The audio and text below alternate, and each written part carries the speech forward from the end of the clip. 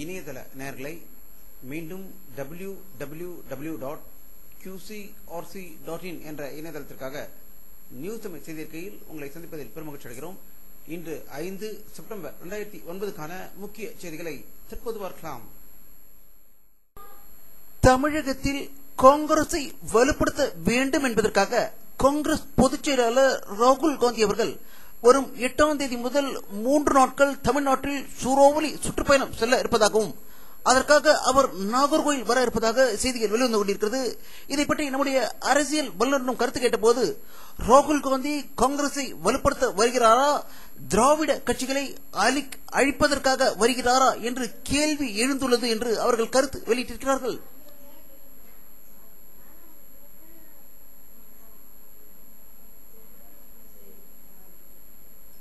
இன்று ஆசிரியர் தினம் இந்தியா முழுவதும் மிக சிறப்பாக கொண்டாடப்பட்டதாக தகவல்கள் வெளிவந்து கொண்டிருக்கிறது.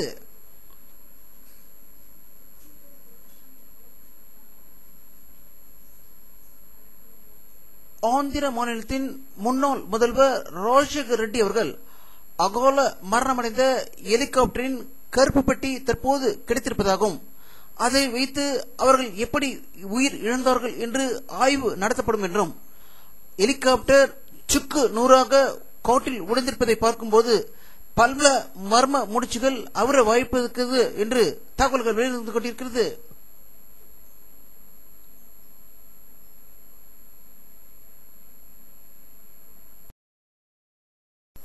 மத்திய அமைச்சர் வயலா ரவியின் மனைவி மெர்சி ரவி வயது 63 சென்னை தனியார் மருத்துவமனையில் உயிர் இழந்தாகும் தமிழக முதல்வர் கருணாநிதி அவர்கள் அவருக்கு அஞ்சலி செலுத்தியதாக சென்னையிலிருந்து தகவல்கள் வெளிவந்து கொண்டிருக்கிறது.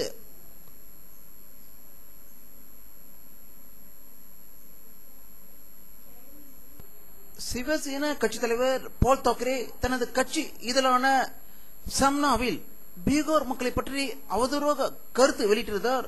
இதற்கு பீகார் கோர்ட் சிவசேனா தலைவர் பால் தாக்கரேவுக்கு பிடி வாரண்ட் பிறப்பித்துள்ளதாக பாட்னாவில் இருந்து தகவல்கள் வெளிவந்து கொண்டிருக்கிறது.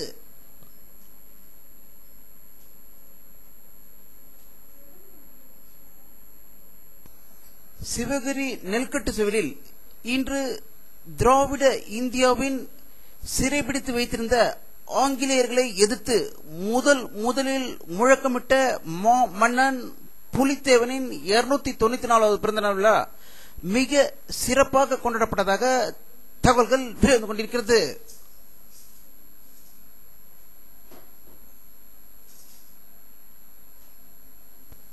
சுதந்திர போராட்ட வீரர் வ.உ. சிதம்பரனார் அவர்களின் 138வது பிறந்த தினம் சென்னையில் அரசு சார்பாக மிக சிறப்பாக கொண்டாடப்பட்டதாகவும் அவருடைய உருவப்படத்திற்கு தமிழக அமைச்சர்கள் மலர் தூவி மரியாதை செலுத்தியதாக சென்னையில் இருந்து தகவல்கள் வெளிவந்து கொண்டிருக்கிறது.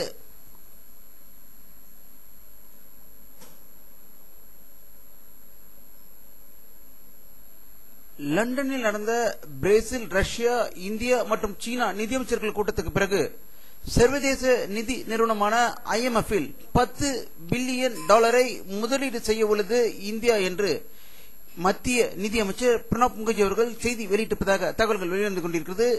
4 நாடுகளும் சேர்த்து மொத்தம் $80 பில்லியன் முதலீடு செய்ய இருக்கிற நிலையில் சீனா $50 பில்லியன் முதலீடு செய்ய உள்ளது குறிப்பிடத்தக்கது.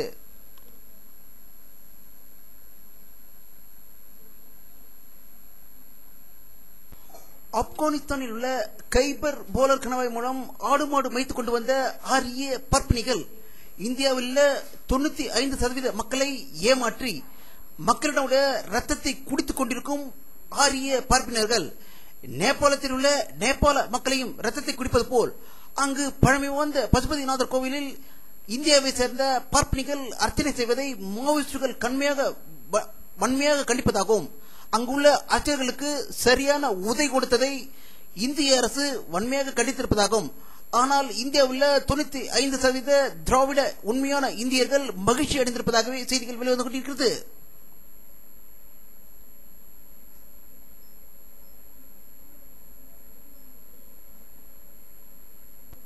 ஆப்பிரிக்க நாடுகளில் ஒன்றான சூடானில் இரு பிரிவினர் ஏற்பட்ட கடும் மோதலில் 25 பேர் கொல்லப்பட்டதாக அதிர்ச்சி தகவல் சூடான் நாட்டிலிருந்து வெளிவந்து கொண்டிருக்கிறது.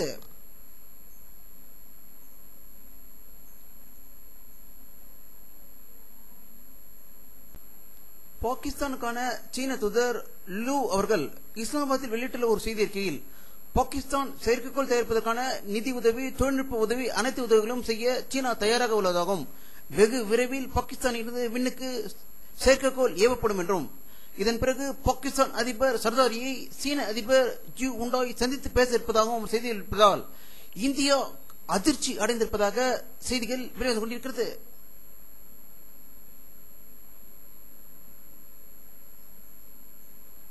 சீன நாட்டில் இஸ்லாமியர்கள் தனி நாடு கோரி பல ஆண்டுகளாக போராட்டம் நடத்தி வரும் நிலையில் நேற்று நடந்த பயங்கர போராட்டத்தில் சீன ராணுவத்தினர் துப்பாக்கி சூடு நடத்தியதில் 5 பேர் கொல்லப்பட்டதாக பீஜிங் இருந்து தகவல்கள் வெளிவந்து கொண்டிருக்கிறது.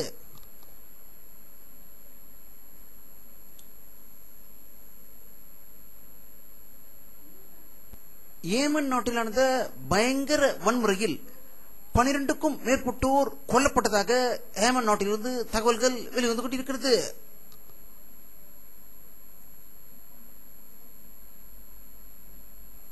வானிலை அறிக்கை 5 செப்டம்பர் 2009 பிற்பகல் 4 மணி எடுக்கப்பட்ட சேட்டலைட் புகைப்படத்தை தற்போது பார்த்துக் கொண்டிருக்கிறீர்கள். தமிழகத்தில் மேகமூட்டங்கள் எதுவும் காணப்படவில்லை. ஒரு சில இடத்தில் லேசான மேகமூட்டங்களே காணப்படுகின்றன. ஆனால் வானிலை மையத்தில் வங்கக்கடலில் புயல் சின்னம் உருவாகியிருப்பதாக அவர்கள் செய்தி வெளியிட்டிருப்பது எதை வைத்து வெளியிட்டார்கள் என்பது தெரியவில்லை. இந்த படத்தில் புயல் சின்னம் உருவாவதற்கான எந்த அறிகுறியும் தென்படவில்லை என்பது குறிப்பிடத்தக்கது.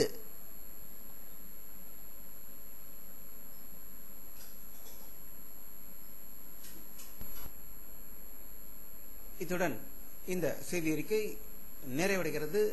மீண்டும் நியூஸ் தமிழ் செய்தி அறிக்கையில் உங்களை சந்திக்கும் வரை உங்களிடமிருந்து விடைபெறுவது உங்கள் கே பாலாஜி. நன்றி.